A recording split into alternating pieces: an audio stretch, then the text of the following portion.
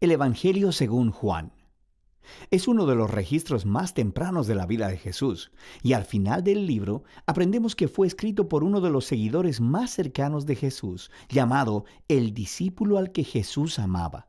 Él aparece muchas veces en la narración misma, y hay algo de debate respecto a si es Juan, hijo de Zebedeo, uno de los 12, o un Juan diferente que vivió en Jerusalén y que después fue conocido en la iglesia como Juan el Anciano. Sea el Juan que sea, el libro incorpora su testimonio ocular y fue diseñado brillantemente con un propósito claro que se declara cerca del final del libro. Juan dice: pero esta historia se ha escrito para que ustedes crean que Jesús es el Cristo, el Hijo de Dios, y para que al creer tengan vida en su nombre. Juan cree que el Jesús sobre quien lees en este libro está vivo, es real, y puede cambiar tu vida para siempre. El diseño de este libro es realmente genial. Su primera mitad abre con un poema introductorio y una historia corta que es seguida por un gran bloque de historias acerca de Jesús, haciendo señales milagrosas que generan cada vez más controversia. Todo esto culmina en su señal más grande, la resurrección de Lázaro,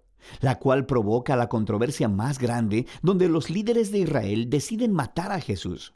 Eso nos lleva a la segunda mitad del libro. Estos capítulos se enfocan en la última noche de Jesús y sus últimas palabras para sus discípulos, seguido de su arresto, juicio, muerte y resurrección.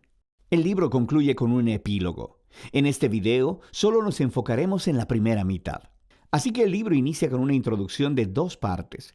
La primera, un poema que comienza con «En el principio ya existía el verbo», que es una alusión obvia a Génesis 1, cuando Dios creó todo a través de su palabra. Ahora, las palabras de una persona son distintas de la persona en sí, pero también son la encarnación de la mente y la voluntad de esa persona. Así que Juan dice que el verbo estaba con Dios. Esto es distinto de «y sin embargo, que el verbo era Dios». Esto es divino. Y mientras meditamos en esta declaración, escuchamos más adelante en el poema que este verbo divino se hizo humano en Jesús. Luego Juan conecta con las historias del Éxodo, diciendo que Jesús era el tabernáculo de Dios entre nosotros. La gloriosa presencia divina que estaba sobre el arca del pacto se hizo humana en Jesús, lo que lleva a su última declaración, que el único y verdadero, el Dios de Israel, consiste en Dios el Padre y el Hijo que se ha hecho humano para revelarnos al Padre. Mientras consideramos estas asombrosas declaraciones, empezamos a escuchar una historia acerca de cómo Juan el Bautista se encontró con Jesús por primera vez y luego guió a otras personas a encontrarse con él y a convertirse en sus discípulos. Y una por una, mientras las personas se encuentran con Jesús, dicen en voz alta quién piensan ellos que Él es. Y en este capítulo se le da 7 títulos a Jesús. Estos títulos nos preparan para el amor de Juan por el número 7 al diseñar el libro y también declaran algo, que este ser Jesús de Nazaret, completamente humano, es el Rey mesiánico. Él es el Maestro de Israel y Él es el Hijo de Dios que morirá por los pecados del mundo. Esta es una afirmación muy grande acerca de una persona, y ahora Juan va a respaldarla a través de las historias en los capítulos del 2 al 12. Todas tienen el mismo patrón básico. Jesús hace una señal o alguna declaración acerca de sí mismo, y eso resulta en malentendidos y controversias. Y así, al final de cada historia, las personas se ven obligadas a tomar una decisión sobre quién creen que Jesús es. La primera sección muestra a Jesús enfrentándose a 4 instituciones clásicas judías, y en cada caso, Jesús muestra que Él es la realidad a la que esas instituciones señalaban. Jesús está en una boda y el vino se termina, y Jesús convierte unas grandes vasijas de agua, como 120 galones en total, en el mejor de los vinos. Y el mayordomo le dice al novio: «Guardaste el mejor vino para el final», lo que es, por supuesto, cierto.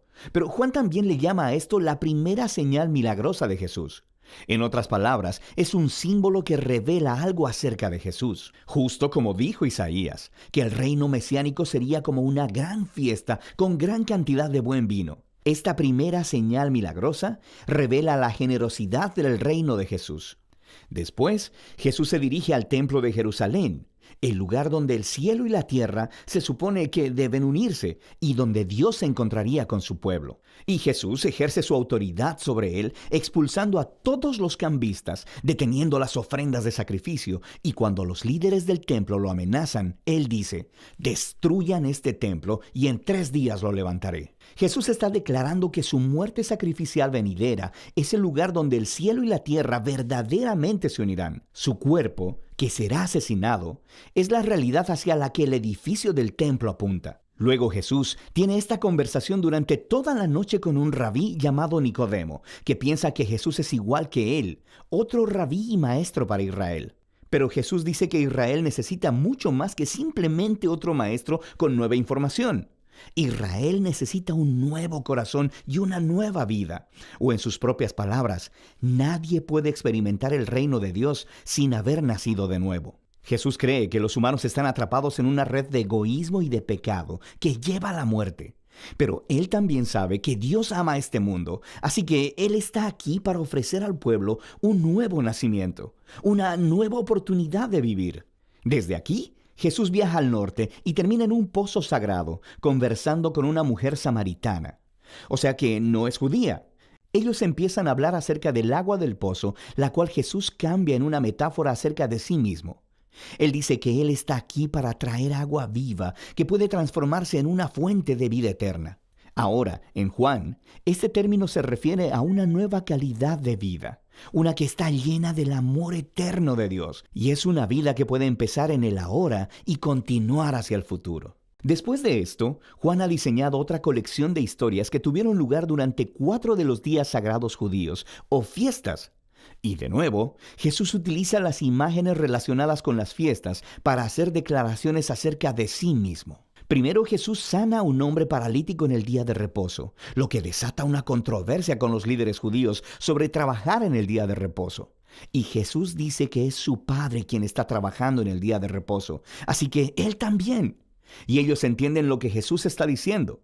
Él estaba llamando a Dios su Padre, haciéndose igual a Dios. Así que quieren matarlo.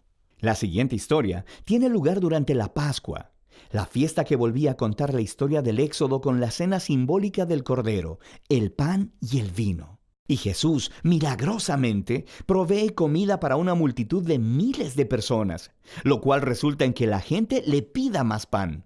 Y luego Jesús declara que Él es el verdadero pan y que si ellos comen de Él, descubrirán la vida eterna.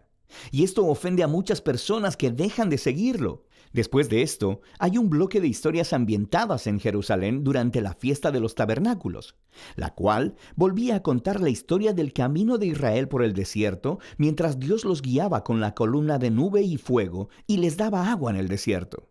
Y Jesús se levanta en los atrios del templo y exclama: «Si alguno tiene sed, venga a mí y beba». Y luego Él dice: «Yo soy la luz del mundo». Está diciendo que Él es la presencia iluminadora de Dios y el regalo de vida de Dios para su pueblo. Y algunos le creen y le siguen, pero otros se ofenden. Y otros aún tratan de matarlo por estas afirmaciones exaltadas. La fiesta final es durante Hanukkah, que significa rededicación. Se trata de cómo Judas Macabeo limpió el templo de los ídolos y lo separó como santo una vez más. Y Jesús se dirige al área del templo y dice que Él es aquel que Dios ha apartado como el santo y que Él es el verdadero templo donde la presencia de Dios mora. Y también dice: «El Padre y yo somos uno».